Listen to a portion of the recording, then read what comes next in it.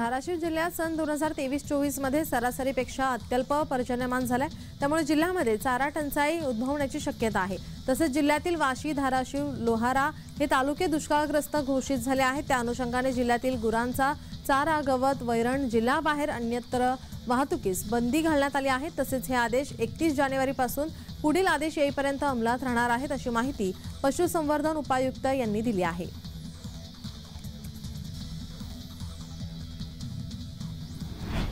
रत्नागिरी जिल्ह्यातील दापोली मंडणगड तालुक्याला जोडणाऱ्या भारजा नदीवरील पूल कमकुवत बनला आहे। तरीही या पुलावरून ओव्हरलोड वाहतूक सुरू असल्याने पूल कोसळण्याची भीती ग्रामस्थ व्यक्त करतात। केळशी परिसरात सुरू असलेल्या बॉक्साइड मायनिंगचे ओव्हरलोड डंपर या पुलावरून वाहतूक करत आहेत, त्यामुळे पुलाला धोका निर्माण झाला। या पुलाची 9 टन क्षमता आहे, मात्र 25 टन माल वाहतूक डंपर पुलावरून जात असल्याने ते पूल कमकुवत झाल्याचे प्रशासनाकडून सांगण्यात आले। या पुलावरील ओव्हरलोड वाहतूक थांबवा अशी मागणी पंचक्रोशीतील ग्रामस्थांकडून केली जाते।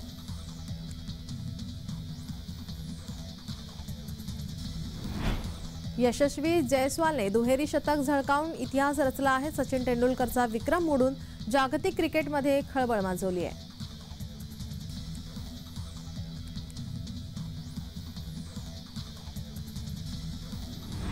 महाराष्ट्राचे लाडके भाऊजी म्हणून आदेश बांदेकर यांना ओळखलं जातं। गेली अनेक वर्ष सातत्याने ते होम मिनिस्टर कार्यक्रमात सूत्रसंचालकाची भूमिका निभावत आहेत। अभिनेते सोशल मीडियावर प्रचंड सक्रिय असतात।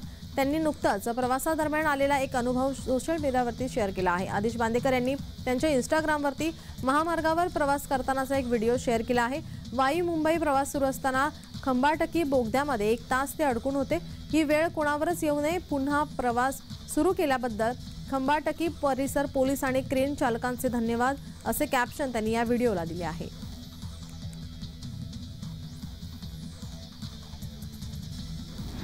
बॉलिवूडसह मराठी मनोरंजन सृष्टीमध्ये गाजवणारा रितेश देशमुख आणि जेनेलिया डिसूजा नेहमीच कोणत्या ना कोणत्या कारणाने चर्चेत असतात। महाराष्ट्राचे लाडके दादा वहिनी म्हणून ते ओळखले जातात। रितेश जेनेलिया 3 फेब्रुवारी 2012 रोजी लग्नबंधनात अडकले होते। आज त्यांच्या लग्नाला 12 वर्ष पूर्ण झाली आहेत। रितेश जेनेलियाच्या सुखी संसाराची 12 वर्ष खूपच कमाल होती।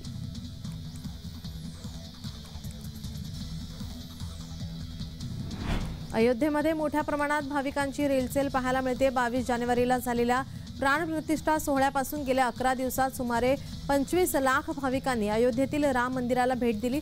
सुमारे 25 लाख भाविकांनी प्रभू रामाचं दर्शन घेतलं। इतकंच नाही तर गेल्या 11 दिवसात राम मंदिराला मोठी देणगीही मिळाली आहे।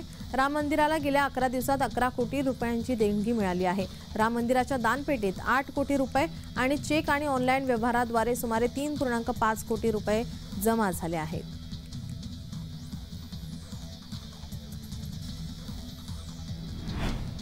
विद्यार्थ्यांचे शैक्षणिक वर्ष वाया जाऊ नये, नोकरीच्या संधीमध्ये अडचणी येऊ नयेत यासाठी सर्व विद्यापीठांनी आता परीक्षा वेळेत घेऊन आणि निकाल वेळेत जाहीर करावेत, अशी सक्त ताकीद राज्यपाल तथा कुलपती रमेश बैस यांनी दिली आहे। राजभवन येथे शुक्रवारी राज्यपाल बैस यांच्या अध्यक्षतेखाली कुलगुरू संयुक्त मंडळाची बैठक झाली। त्यावेळी राज्यपाल यांनी काही विद्यापीठांच्या परीक्षा आणि त्यांचे निकाल असल्याबाबत विलंब लागत असल्याबाबत कुलगुरूंची कानउघाडणी केली आहे।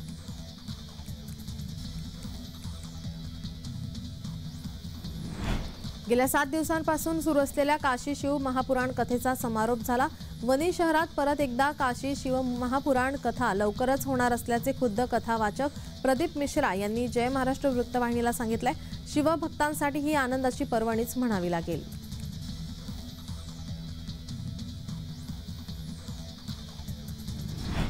उपमुख्यमंत्री तथा गृहमंत्री देवेंद्र फडणवीस यांच्या गेल्या 1.5 वर्षातील कार्यकाळात 24,000 पोलिसांची पदभरती मार्गी लावली असून अंमली पदार्थ माफियांवरही कठोर कारवाई केली आहे। त्यांच्या कार्यकाळात सुमारे 50,000 कोटी रुपयांचे अंमली पदार्थ जप्त करून नष्ट करण्यात आले।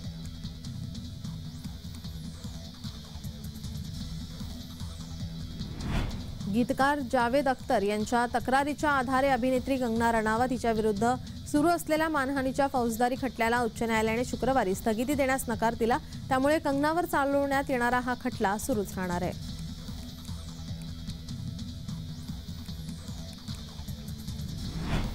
विद्यार्थ्यांनी उत्तरपत्रिकेच्या छायाप्रतीसाठी अर्ज केल्यानंतर होणारा विलंब टाळण्यासाठी तसेच त्यांचे शैक्षणिक नुकसान होऊ नये यासाठी मुंबई विद्यापीठाने एक विशिष्ट संगणक प्रणाली विकसित केली आहे। विद्यार्थ्यांनी उत्तरपत्रिकेच्या छायाप्रतीसाठी ऑनलाईन अर्ज केल्यानंतर या प्रणालीद्वारे त्यांना त्याच दिवशी त्यांच्या ईमेलवर संबंधित विषयाची स्कॅन केलेली उत्तरपत्रिकेची छायाप्रत पाठवली जाणार आहे। या सुविधेची अंमलबजावणी हिवाळी सत्रापासूनच्या परीक्षेपासून करण्यात आली आहे।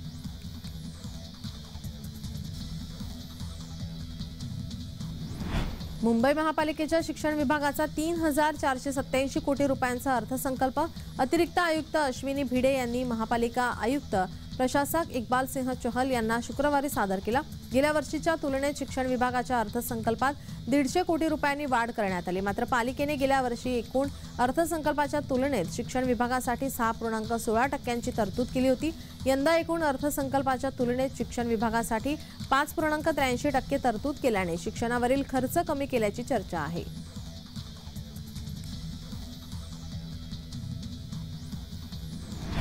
पुणे विद्यापीठामध्ये अखिल भारतीय विद्यार्थी परिषद आणि ललित कला केंद्राच्या विद्यार्थ्यांमध्ये वाद निर्माण झाला। नाटकामध्ये माता सीतेचे आक्षेपार्ह सादरीकरण करण्यात आले, त्यामुळे अखिल भारतीय विद्यार्थी परिषदेने नाटक बंद केले। चतुर्शृंगी पोलीस ठाण्यात तक्रार दाखल करण्यात आली आहे।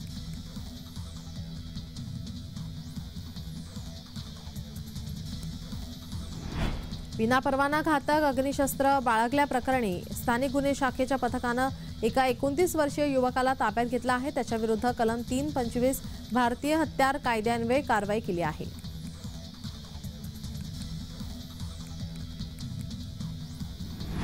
मध्य रेल्वेच्या मुलुंड रेल्वे स्थानकातील जुना पादचारी पूल तोडण्यासाठी शनिवारी रात्री ठाणे ते मुलुंड दरम्यान अप आणि डाऊन जलद मार्गावर ब्लॉक घेण्यात येणार आहे। यासाठी रात्री 11:30 ते पहाटे 4:30 5 तासांचा ब्लॉक घेण्यात येणार आहे। त्यामुळे लोकल आणि मेल एक्सप्रेसच्या वाहतुकीत बदल करण्यात आलाय। ब्लॉक दरम्यान रात्री 11:18 सीएसएमटी स्थानकातून डाऊन जलद मार्गावरील खोपोली लोकल, विद्याविहार ते दिवा स्थानकादरम्यान डाऊन धीम्या मार्गावरून वळवण्यात येणार आहे।